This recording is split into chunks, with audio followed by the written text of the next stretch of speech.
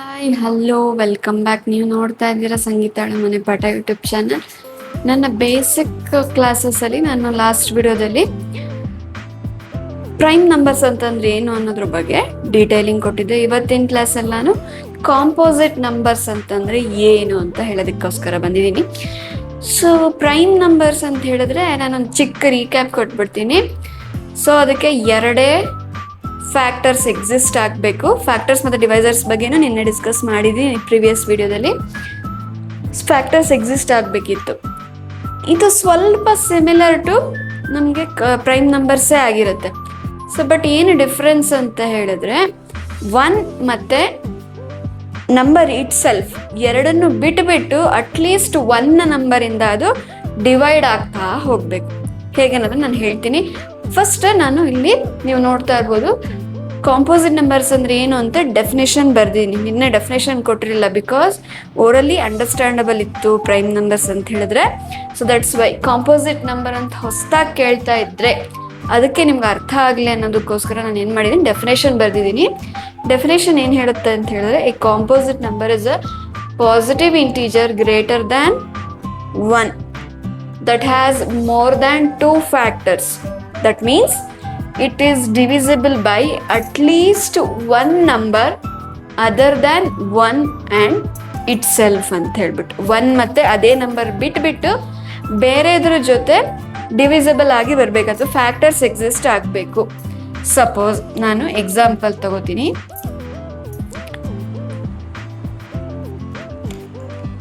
So I will take example 4 1 6 3 9 ಈ 3 ಎಕ್ಸಾಂಪಲಿಂದ ನಾನು explain ಮಾಡೋದಕ್ಕೆ ಇಷ್ಟಪಡ್ತೀನಿ. ಸೊ 4ಗೆ ಫ್ಯಾಕ್ಟರ್ಸ್ ಏನೇನೆಲ್ಲ ಬರುತ್ತೆ, 1 2 2 2s are 4. ನಾವು 2 times ಬರಲ್ಲ, ಒಂದೇ ಸರಿ ಬರಿತೀವಿ, ಅದು ಬಿಟ್ಟರೆ 4 ಅಂತ ಹೇಳೋದಕ್ಕೆ 3 ಫ್ಯಾಕ್ಟರ್ಸ್ ಎಕ್ಸಿಸ್ಟ್ ಆಗುತ್ತೆ. ಅದೇ ರೀತಿ 6ಗೆ 1 2 3 3 2s are 6. ಅದೇ ಥರ 2 3s are ಕೂಡ 6 ಮತ್ತೆ ಅದೇ ನಂಬರ್. ಈ ಕಡೆ ಬಂದರೆ 9ಗೆ 1 3 3s are 9. ಅದಕ್ಕೆ ನಾವು ಮತ್ತೊಂದ್ಸರಿ 3 ಬರೆಯಲ್ಲ, ಡೈರೆಕ್ಟಾಗಿ 9. ನಾನಿಲ್ಲಿ ತಗೊಂಡಿರೋಂಥ ಎಲ್ಲ ಎಕ್ಸಾಂಪಲ್ಸ್ ಕೂಡ ಏನಾಗಿದೆ, 1 ಮತ್ತೆ ಆ ನಂಬರ್ ಬಿಟ್ಟು ಎಲ್ಲದಕ್ಕೂ ಬೇರೆ ಫ್ಯಾಕ್ಟರ್ಸ್ ಎಕ್ಸಿಸ್ಟ್ ಆಗಿದೆ. ಓಕೆ, ಸೊ ಈ ಥರ ಇದ್ದಾಗ ಇವನ್ನ ನಾವು ಕಾಂಪೋಸಿಟ್ ನಂಬರ್ಸ್ ಅಂತ ಹೇಳ್ತೀವಿ. ಸೊ ಇಲ್ಲಿ ನಾನು 5 ತಗೊಳ್ಳಿಲ್ಲ, ಯಾಕೆ ಅಂತ ಹೇಳಿದ್ರೆ 5 ಆಲ್ರೆಡಿ ನಾವು ಪ್ರೈಮ್ ನಂಬರ್ಸಲ್ಲಿ ಪ್ರೂವ್ ಮಾಡಿದ್ದೀವಿ that it is a prime number ಅಂತ ಹೇಳ್ಬಿಟ್ಟು. So that's why. ಸೊ ಅಲ್ಲಿಗೆ ನಮಗೆ ಕಾಂಪೋಸಿಟ್ ನಂಬರ್ ಎಲ್ಲಿಂದ ಎಕ್ಸಿಸ್ಟ್ ಆಗುತ್ತೆ, ಸ್ಟಾರ್ಟ್ ಆಗೋದೇ 4ಇಂದ. ಕಾಂಪೋಸಿಟ್ ನಂಬರ್ಸ್ ಎಕ್ಸಿಸ್ಟ್ ಆಗೋದು 4 6 8 9 10 11 ಬರಲ್ಲ. ಯಾಕೆ ಅಂತ ಹೇಳಿದ್ರೆ 11ಗೆ 1 ಮತ್ತು 11 ಬಿಟ್ಟರೆ ಬೇರೆ ಯಾವುದೇ ಫ್ಯಾಕ್ಟರ್ಸ್ ಇರಲ್ಲ. 12 14 ಸೊ ಈ ಥರ. ಸೊ ಕಾಂಪೋಸಿಟ್ ನಂಬರ್ಸಲ್ಲಿ ಪ್ರೈಮ್ ನಂಬರ್ಸ್ ಎಕ್ಸಿಸ್ಟ್ ಆಗಲ್ಲ. ಸೊ ನಾವಿಲ್ಲಿ ಪ್ರೈಮ್ ನಂಬರ್ಸ್ನ ಡಿಲೀಟ್ ಮಾಡಿ ಬರೆದ್ರೆ ಅದೇ ಕಾಂಪೋಸಿಟ್ ನಂಬರ್ಸ್ ಆಗುತ್ತೆ. ಓಕೆ, ನಾನು ಒನ್ ಏನು ನಾವು ಎಲ್ಲೂ ಕನ್ಸಿಡರ್ ಮಾಡ್ತಾ ಇಲ್ಲ ಯಾವುದೇ ಟೈಪ್ಸ್ ಆಫ್ ನಂಬರ್ಸಿಗೆ ಅಂತ ಹೇಳಿದ್ರೆ 1ಇಂದ ಯಾವುದೇ ನಂಬರ್ ಇಲ್ಲ. ಸೊ ಯಾಕೆ ಅಂತ ಹೇಳಿದ್ರೆ ಎಲ್ಲ ನಂಬರು 1ಇಂದ ಡಿವಿಸಿಬಲ್ ಆಗೇ ಇದೆ. ಓಕೆ, ಅಂದರೆ ಡಿವೈಸರ್ ಆಗೇ ಇದೆ.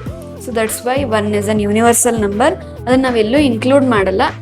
ಸೊ ಡಿಫ್ರೆನ್ಸ್ ಏನು ಅನ್ನೋದು ನಿಮಗೆ ಇಷ್ಟರಲ್ಲಿ ಆಲ್ರೆಡಿ ಅರ್ಥ ಆಗಿರುತ್ತೆ. ಪ್ರೈಮ್ ನಂಬರ್ಸ್ ಅಂತ ಹೇಳಿದ್ರೆ ಏನು, ಕಾಂಪೋಸಿಟ್. ಕನ್ಫ್ಯೂಸ್ ಆಗುತ್ತೆ ಸಮ್ ಟೈಮ್, ಬಟ್ ಇದನ್ನು ನೀವು ಪ್ರಾಕ್ಟೀಸ್ ಮಾಡಲೇಬೇಕಾಗುತ್ತೆ. ಪ್ರೈಮ್ ನಂಬರ್ಸ್ ಅಂದರೆ ಏನು, ಕಾಂಪೋಸಿಟ್ ನಂಬರ್ಸ್ ಅಂತಂದರೆ ಏನು ಅಂತ.